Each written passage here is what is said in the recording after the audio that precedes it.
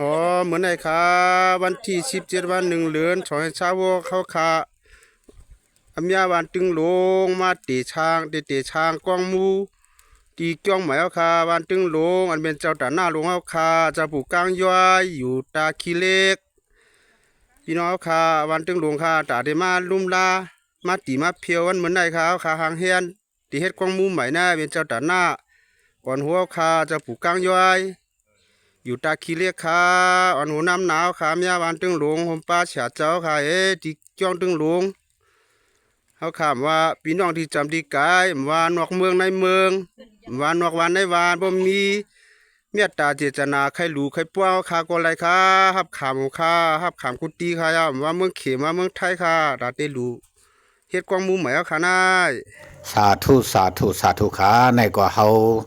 ปอชาลาเชียวลุงสั่งใจอันในบางเจ้าผู้กังย้อยเสียกุนไหนเนี่ยโฮมตังเจ้าเสียหลงเอาขาวันตึงหลงแลกวนวันกวนสนวันเหมือตึงหลงเอาขากูก็กูกวนกูเฮินกูเยตีตั้งกองมูยาวในขณะกองมูในตั้งสูงมันมี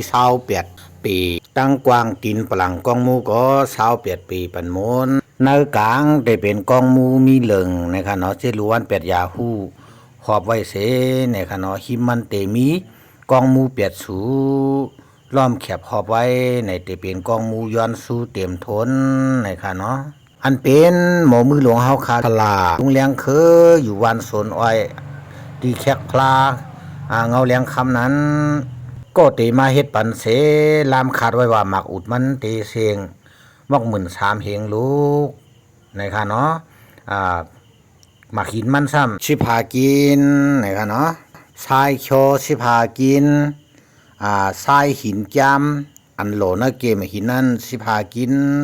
เหมือนกันในค่ะเนาะปีละมีมันปุ่นมันค่ะเนาะซ้ำเตเสียง350 ถงและจ้องมุงมัน70 ถงในขาดลามไว้หนังไหนในค่ะเนาะอำว่าเท่าหนุ่มพันมี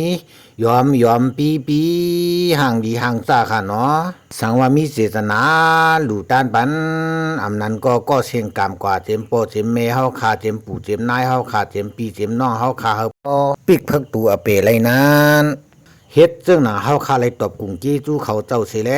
เตหลู่เตต้านบันเขาเจ้าว่าหนังไหนสิแลสังชื่อว่าใครหลู่ใครต้านในจึงใครหลู่วางป้องป้าบ่ในจึงฮับตอนไว้อยู่กูก็กูกวนสิล้วนเป็ดยาฮู้ในที่ข้าสาธุอนุโมทนาสมเจ้าเจตนาเจ้าศรัทธาเจ้าสากาวเขากูวานกูเมืองกูเอิงกูเติงเสียมนอกเมืองในเมืองห่มตุ่มตั้งเสียงอยู่ดีค่ะอำลึกอำแจกภาษาอำลึกอำแจกเจ้าคือว่าคือเหลือใครหลู่ใครต้านอะไรอยู่ดีค่ะก็เปิดความมีไว้ว่าสัตว์นั่นอำเฮ็ดมาสัตว์ในสองเป็นไหนสัตว์ในอำคัดเจอกิวซาสัตติมาแค่นหนาในนั้นหนังหือเกิดมาก็เป็นคนหนึ่งจัดอำยัดก็อย่าเฮซุมอลังนั้นสู่เจ้าเฮาขาตั้งเสียงแค้นต่อมีน้ำใจหลีใจเมียดเสทอกปั้มศาสนากว่าในเฮาคาปวชาลาเชียวอันปางเจ้าผู้กังย้อยยากูไหนขย้อนเมตตาเนกป่านตึกโซนกูก็กูกนกู้สู่ฮะเลยเพ่งเป้งกันเสียงเสกำลุยตาสาธุ